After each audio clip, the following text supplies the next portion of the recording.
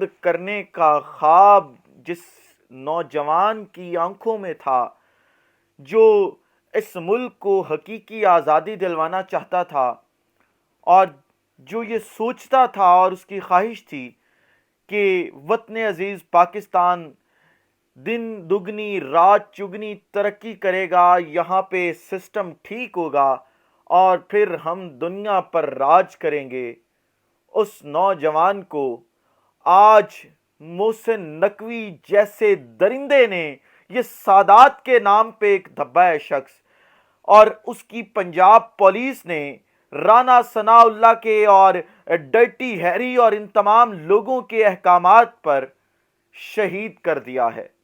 انا للہ و انا الیہ راجعون۔ بسم اللہ الرحمن الرحیم۔ السلام علیکم۔ اپنے فیس بک اور یوٹیوب چینل کے ساتھ میں رضین حیدر مظہر ہوں اور آپ میرا یہ ویلاگ دیکھ رہے ہیں۔ ناظرین، بڑے دکھ میں اور درد میں یہ ویڈیو ریکارڈ کرنا پڑ رہی ہے، کیونکہ برطانیہ آنے سے پہلے میں زمان پارک گیا عمران خان صاحب سے ملاقات کے لیے، تو وہاں پہ یہ ذل شاہ جو تھا، اسے چھوٹا باغی کے نام سے بھی پکارا جاتا تھا، آپ تصویر جو ہے وہ اپنی سکرین پر دیکھ رہے ہیں، اس سے میری ملاقات ہوئی آخری دفعہ، یہ کافی عرصے سے وہاں پہ تھا، یعنی پچھلے کوئی 5-6 ماہ سے یہ وہاں پہ موجود تھا، اور یہ صبح آتا تھا تیار ہو کے اپنے گھر سے، اور شام کو اگر کوئی خطرہ نہیں ہوتا تھا تو گھر جاتا تھا، اور اگر کوئی عمران خان صاحب کو خطرہ ہوتا تھا تو یہ شخص وہیں پہ موجود رہتا تھا۔ اب اس کی شہادت ایک المیہ ہے اس ملک میں۔ ویسے تو وہ میرے ذہن میں شعر آ رہا ہے کہ المیہ ہی المیہ ہے پاک سرزمین پر، لیکن یہ ایک بہت بڑا المیہ ہے اس کی شہادت۔ وہ کیسے؟ کیونکہ وہاں پہ جو چشمدید گواہ ہیں، جو ذل شاہ کو جانتے تھے چھوٹے باغی کو، وہ جو کہانی سنا رہے ہیں اس میں تو تمام انگلیاں اس محسن، میں نقوی اس کے اب آگے نام کے نہیں لگاؤں گا کیونکہ یہ نقلی سادات میں سے ہے، یہ نقوی سادات میں سے نہیں ہے، یہ محسن نقلی جو ہے جو وزیر اعلیٰ بیٹھا ہے اس وقت، کیونکہ سادات کسی پہ تشدد نہیں کرتے، سادات کبھی کسی پہ ظلم نہیں کرتے، سادات کسی معصوم اور نہتے شخص کی جان نہیں لے سکتے، اس کے ہاتھ پر اب معصوم لوگوں کا خون ہے، یہ سید کیسے ہو سکتا ہے؟ خود فیصلہ کریں آپ۔ لیکن جی، یہ تصویر اب آپ اپنی سکرین پر دیکھیں، یہ تصویر ہے تب کی جب آج پاکستان تحریک انصاف کی ریلی کے خلاف کریک ڈاؤن شروع ہوا۔ اس کریک ڈاؤن کے دوران ذل شاہ کو پولیس نے گرفتار کیا اور اسے پرزنر وین کے اندر، یا ڈالا جو پولیس ڈالا جسے آپ کہتے ہیں، اس میں بٹھایا گیا۔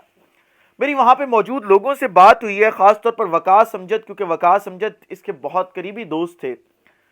وقاص کا کہنا یہ ہے، اور انہوں نے ٹویٹ بھی کر دیا اب تو، کہ کریک ڈاؤن کے دوران چھوٹے باغی کو گرفتار کیا گیا تھا اور جو گاڑی ہے اس میں بٹھایا گیا تھا اور وہاں سے لے کے گئے تھے۔ جب یہ گاڑی میں بیٹھا، اس کی تصویر بنائی گئی جو ابھی تک آپ اپنی سکرین پر دیکھ رہے ہیں۔ اس کے بعد پولیس اسے اس پورے علاقے سے باہر لے گئی، اور شام کو تمام لوگوں کو اس علی بلال کی، یعنی چھوٹے باغی کی لاش پکڑا دی جاتی ہے۔ اب یہ گرفتاری کے اور لاش پکڑانے کے درمیان میں جو وقت ہے، اس وقت پر بہت زیادہ سوالات اٹھ رہے ہیں، کیونکہ پنجاب پولیس سے آپ کسی بھی چیز کی توقع کر سکتے ہیں۔ آپ نے 302 کا ملزم چھڑوانا ہو، آپ کی جیب میں پیسے ہوں، آپ بندہ باہر کر لے کے جا سکتے ہیں۔ آپ نے کسی پر جھوٹا مقدمہ کروانا ہو، 1 سیکنڈ کی گیم ہے، 1 سیکنڈ کی۔ آپ نے کسی کا، آپ کہہ لیں کہ قتل کروانا ہو، پنجاب پولیس کو کہیں ڈھونڈا بنا کے، دہشت گرد بنا کے مار دے گی۔ سندھ پولیس کو کراس کر چکی ہے پنجاب پولیس اس وقت، جب سے یہ کیئر ٹیکر گورنمنٹ آئی ہے۔ پہلے بھی ان کا یہی تھا، شہباز شریف نے تو یہی پوٹینشل بھرا تھا اس پولیس کے اندر، لیکن تحریک انصاف نے اس پوٹینشل کو کنٹرول کیا تھا، لیکن اب ان کو پھر بے لگام گھوڑے کتوں کو چھوڑ دیا گیا۔ میں تو یہ کہوں گا کیونکہ میں اپنے جذبات پر قابو نہیں رکھ پا رہا. کتوں نے کتوں کو چھوڑا ہے اور آج آپ نے دیکھا ہے انسان مر رہے ہیں وہاں پہ. کہاں ہے چیف جسٹس آف پاکستان؟ کہاں ہیں تمام انصاف کے تقاضے پورے کرنے والے ادارے؟ کیوں کوئی ایکشن نہیں لیتا؟ میں نے 25 مئی کا واقعہ ہوا تھا تب بھی جو عالمی ادارے ہیں جو باقی ممالک کے اندر انصاف کے تقاضے پورے کروانے کی کوشش کرتے ہیں، انہیں ایک خط لکھا تھا، لیکن اس خط پر کسی نے کوئی جواب نہیں دیا اور نہ ہی کوئی ایکشن لیا گیا. تو میرے ذہن میں بہت سے سوالات اٹھے کہ کیا آیا یہ عالمی ادارے بھی اس پوری کی پوری گیم میں کہیں شامل تو نہیں ہے؟ لیکن پھر میں نے کہا نہیں، ایسا نہیں ہو سکتا. اور اس کے کچھ عرصہ بعد ہم نے دیکھا کہ ایکشنز لیے گئے، کیونکہ کافی سارے اور دوستوں نے بھی خطوط لکھے تھے. لیکن اب جب یہ واقعہ ہوا ہے، آج جس طریقے سے ایک پولیٹیکل ایکٹیویٹی کے اوپر دھاوا بولا گیا، میں یہ سمجھتا ہوں کہ ایک اور خط لکھا جانا چاہیے. اور میں آج ہی جو ہے وہ تمام جو عالمی ادارے ہیں جو دوسرے ممالک کے اندر چیک اینڈ بیلنس رکھتے ہیں ہیومن رائٹس کے اوپر، ان کو خط لکھوں گا اور گزارش کروں گا ان سے دوبارہ کہ خدارا پاکستان کی حالت پر رحم کیجیے. پاکستان میں انسانی بنیادی حقوق کی پامالی عروج پر ہے. میرے پاس الفاظ نہیں ہے اس وقت، میں آپ کو اپنے اندر نہیں بتا سکتا کہ میرے اندر اس وقت کیا چل رہا ہے. علی بلال کی جب سے میں نے لاش کی تصویر دیکھی ہے اور میری آنکھوں کے سامنے جب وہ منظر آتا ہے زمان پاک کے باہر کا، میں نہیں کنٹرول کر پا رہا، کیونکہ ایک معصوم اور بھلا مانس شخص تھا. لوگ یہ بھی سوشل میڈیا پر کہہ رہے ہیں کہ دماغی توازن درست نہیں تھا، لیکن یہ تمام چیزیں غلط ہیں. معصوم اور بھولے ہونے میں اور دماغی توازن خراب ہونے میں بڑا زمین آسمان کا فرق ہے.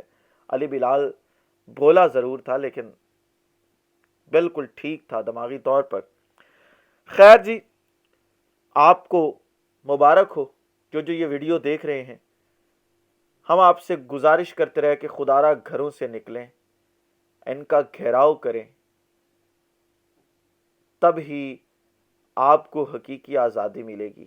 لیکن آپ نے فیصلہ کیا کہ آپ گھروں میں بیٹھیں گے. مہنگائی جتنی مرضی عروج پر چلی جائے آپ برداشت کریں گے. جو کچھ ہو اس ملک میں آپ برداشت کریں گے، کیونکہ مسئلہ آپ کا نہیں ہے. مسئلہ یہ ہے کہ آپ کو جینز میں دیا یہی سب کچھ کیا ہے، اور آپ میں سے جو چند لوگ کھڑے ہوتے ہیں آپ ان کا ساتھ بھی نہیں دیتے. آپ کو یہ باتیں بری لگ رہی ہوں گی لیکن یہ حقیقت ہے. ذرا اپنا محاسبہ کیجئے گا، آپ میں سے کتنے لوگ مہنگائی کے خلاف گھروں میں سے باہر نکلے ہیں اور انہوں نے ان ایوانوں، یہ جو ایوانوں میں لوگ بیٹھے ہیں، ان کا گھیراؤ کیا ہے. کیونکہ ہم بولتے رہیں گے، اپنے ضمیر کی آواز پر بولتے رہیں گے. کیونکہ میں یہ سمجھتا ہوں ذاتی طور پر کہ اگر میں خاموش رہوں گا تو میں مر جاؤں گا ان حالات میں. کیونکہ مجھے شاید خدا نے سینسٹیو بنایا ہے یا جو بھی ہے، لیکن میں خاموش نہیں رہ سکتا اس پوری کی پوری صورتحال پہ. لیکن آپ لوگ خاموش رہ سکتے ہیں تو رہیے، ضرور رہیے. میرا کام ہے امر بالمعروف میں کرتا چلا جاؤں گا. میرے خلاف کسی نے ایکشن لینا لیں، 100 بسم اللہ.